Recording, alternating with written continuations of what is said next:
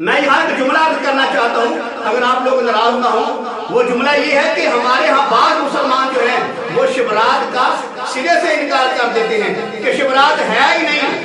میرے عزیز بھائی، انہاں لوگوں نے بھلی پوچھی ہے، یہ تو اللہ کے ولیوں کا بھی انکار کر دیتے ہیں، حالانکہ شبرات کا ذکر بھی قرآن کے اندر ہے، اللہ کے ولیوں کا ذکر بھی قرآن کے اندر ہے۔ میرے پاک پیغمبر کا فرمان مبارک ہے، فرمایا شبرات کی رات غروب آفتاب سے لے کر طلوع آفتاب تک رات پوری اللہ کی رحمت جو ہے پہلے آسمان پر آ کر رات بھر اللہ کی رحمت بازے دیتی ہے۔ ہے کو مجھ سے دین مانگنے والا، ہے کو مجھ سے گناہوں کی معافی مانگنے والا، ہے کو مجھ سے بخشش مانگنے والا، اس کو بخش دوں گا۔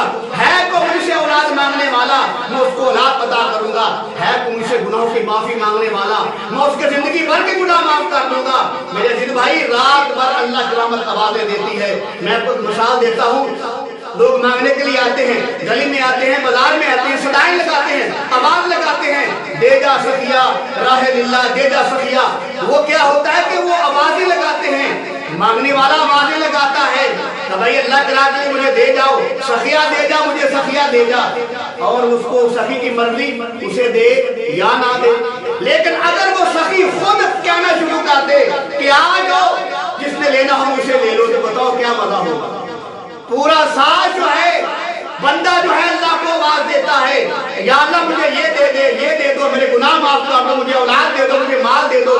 لیکن میں قربان جاؤں خدا کی شان پر، میرے پاک پیغمبر نے فرمایا شبرات کی رات اللہ جو ہے، یعنی کہ اللہ کی رحمت جو ہے پہلے آسمان پر آ کر رات بھر اپنے بندے کو آوازیں دیتی ہے، مانگنے والے آ جاؤ، میں دینے کے لیے تیار ہوں۔ گناہوں کی معافی مانگنے والا آ جا، میں تیرے سارے گناہ معاف کر دوں گا۔ اولاد لینے والوں تم بھی آ جاؤ، میں تمہیں اولاد کی نعمت سے مالا مال کر دوں گا۔